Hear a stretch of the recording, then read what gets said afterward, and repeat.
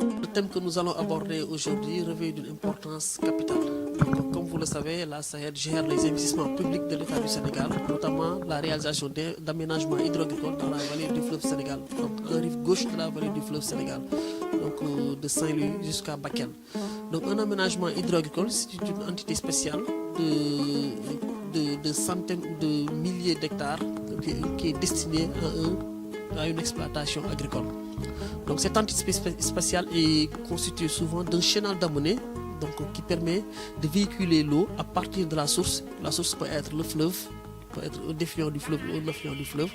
Donc le chenal d'amener qui permet de véhiculer l'eau à partir de la source jusqu'au dispositif de pompage. Donc ce chenal d'amener est souvent constitué, creusé en terre, donc avec des gabarits différents qui permet maintenant d'avoir un pompage correct. À part le chenal d'amener, on peut avoir une ou plusieurs digues de protection. Donc ces digues de protection permettent maintenant, comme son nom l'indique, de protéger l'aménagement hydro-agricole contre les crues du fleuve et contre les eaux d'inondation, les eaux de ruissellement. Donc à part les digues de protection, on peut avoir un ou plusieurs dispositifs de pompage, donc qui peuvent différer selon la typologie que l'on va aborder plus tard. Donc le dispositif de pompage peut être fixe ou mobile.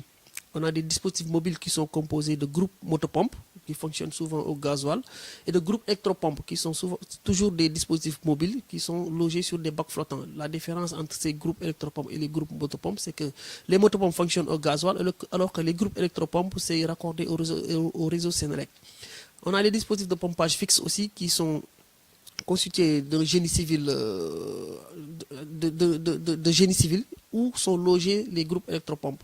Donc ça, c'est souvent pour les grands aménagements. Donc à part le dispositif de pompage, on a un réseau d'irrigation qui est constitué de canaux primaires, de canaux secondaires, de canaux tertiaires, qui permet maintenant de véhiculer l'eau à partir du dispositif de pompage jusqu'à l'entrée du périmètre, jusqu'aux parcelles. Donc ces réseaux d'irrigation sont souvent munis d'ouvrages de génie civil, d'ouvrages de franchissement, d'ouvrages de répartition, d'ouvrages de prise, d'ouvrages de sécurité, donc qui permet maintenant un fonctionnement correct de ce réseau d'irrigation. Donc on a aussi un réseau de drainage, qui permet maintenant d'évacuer les eaux de drainage, les eaux de ruissellement, en dehors du périmètre. On a aussi un réseau de pistes qui permet maintenant une facile circulation des engins, des personnes, l'évacuation des récoltes, les façons culturelles, les engins qui font les façons culturelles. Donc ce réseau de pistes maintenant permet une circulation facile de ces différents types. On a aussi un réseau parcellaire, constitué de l'aménagement terminal, le planage, les collatures, les arroseurs. Et le réseau parcellaire maintenant, c'est ça. Maintenant à l'intérieur, on parle maintenant à l'intérieur de ce parcelle.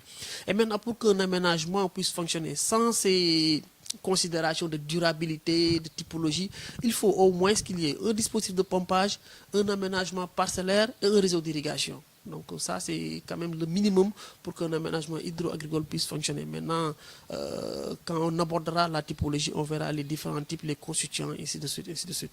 Voilà, c'est ce que je pouvais dire sur les aménagements hydro-agricoles. Et encore une fois, merci beaucoup.